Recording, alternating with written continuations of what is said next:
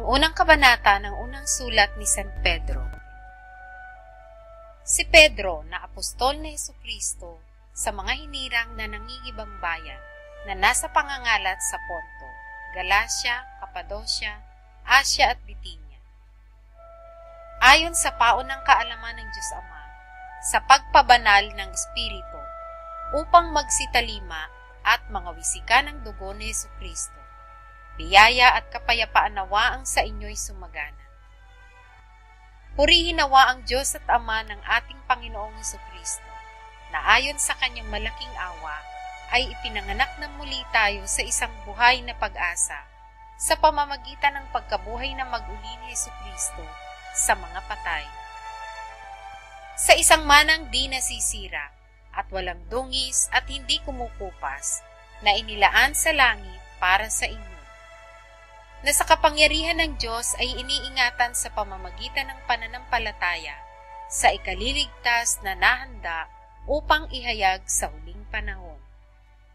Na ito ang inyong totoong ikinagagalak, bagamat ngayon sa sandaling panahon, kung kailangan, ay pinalumbay kayo sa mulit-muling pagsubok, upang ang pagsubok sa inyong pananampalataya na lalong mahalaga kaysa ginto na nasisira, bagamat ito'y sinusubok sa pamamagitan ng apoy, ay masumpungan sa ikapupuri at ikaluluwalhati at ikararangal sa pagpapakahayag ni Jesucristo. Na hindi ninyo nakita ay inyong iniibig, na bagamat ngayon ay hindi ninyo siya nakikita, gayon may inyong sinasampalatayan, na kayo'y nangagagalak na totoo, na may galak na di masayon, at puspos ng kaluwalhati. Na inyong tinatanggap ang layunin ng inyong pananampalataya, ang pagkaligtas ng inyong mga kaluluwa. Tungkol sa pagkaligtas na ito, ay nagsikap at nagsiyasat na maigi ang mga propeta na nangagsihula tungkol sa biyayang dadating sa inyo. Na sinisiyasat ang kahulugan kung ano at kailang panahon itinuro ng Espiritu ni Kristo na sumasa kanila, ng patotohanan ng una ang mga pagbabata ni Kristo at ang mga kaluwalhatiang hahalili sa mga ito. Na ipinahayag sa kanila na hindi sa ganang kanilang sarili, kundi sa ganang inyo, pinangasiwaan nila ang mga bagay na ito, na ngayoy ibinalita sa inyo sa pamamagitan ng mga nagsipangaral sa inyo ng Ebanghelyo, sa pamamagitan ng Espiritu Santo na sinugo mula sa langit, na ang mga bagay na ito'y ninanasang mamasdan ng mga anghel.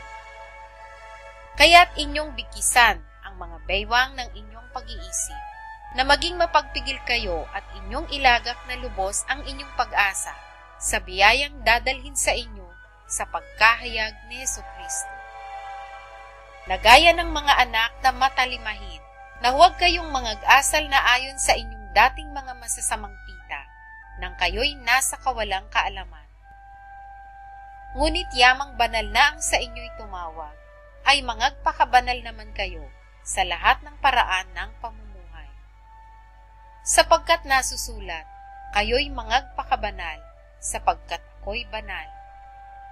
At kung inyong tinatawagan na Ama, siyang walang itinatanging tao, na humahatol ayon sa gawa ng bawat isa, ay gugulin ninyo sa takot ang panahon ng inyong pangingibang bayan. Na inyong nalalamang kayo'y tinubos, hindi ng mga bagay na nangasisira, ng pilak o ginto, mula sa inyong walang kabuluhang paraan ng pamumuhay, na ipinamana sa inyo ng inyong mga magulang. Kundi ng mahalagang dugo, gaya ng sa korderong walang kapintasan, at walang dungis, sa makatwid bagay ang dugo ni Kristo, na nakilala nga ng una bago itinatag ang sanglibutan, ngunit inihayag sa mga huling panahon dahil sa inyo. Na sa pamamagitan niya ay nananampalataya kayo sa Diyos, na sa Kanya'y bumuhay na mag-uli sa mga patay, at sa Kanya'y nagbigay ng kaluwalhatian, upang ang inyong pananampalataya at pag-asa ay mapa sa Diyos.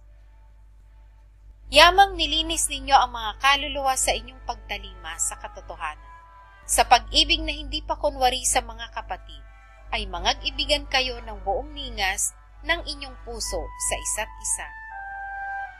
Yamang ipinanganak kayong muli, hindi sa binhing nasisira, kundi sa walang kasiraan, sa pamamagitan ng salita ng Diyos na nabubuhay at namamalagi. Sapagkat ang lahat ng laman ay gaya ng damo, at ang lahat ng kanyang karangalan ay gaya ng bulaklak ng damo. Ang damo'y natutuyo, at ang bulaklak ay nalalanta. Datapwat ang salita ng Panginoon ay namamalagi magpakailanman, at ito ang salita ng mabubuting balita na ipinangaral sa inyo.